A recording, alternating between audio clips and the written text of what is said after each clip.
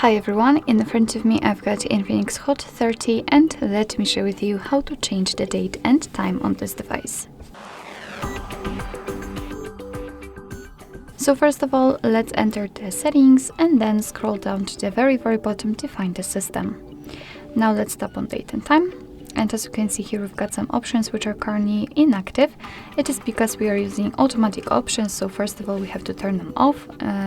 Let's start with turning off the time zone and the local default clock format just by tapping on those switchers.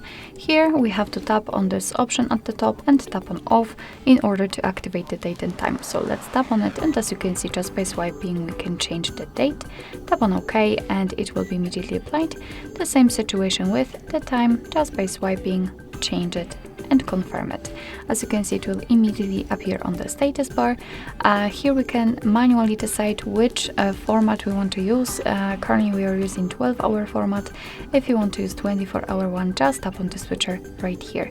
We can also select the time zone, just tap on it and we will be transferred to the full list of available time zones from which we can choose. So simply find yours and tap on it, for example this one, and as you can see, it will be immediately applied. Of course, be aware that after changing the time zone, the time will also change according to it.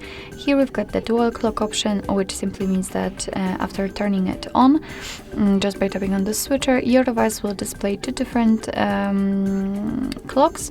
The first one will show the time from the place you're currently in, and the second one from the place of your choice. It's of course up to you if you want to use it or not.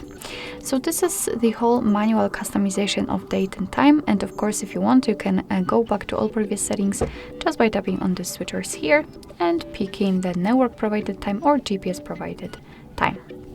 Alright, so that will be all. Thank you so much for watching. I hope that this video was helpful, and if it was, please hit the subscribe button and leave the thumbs up.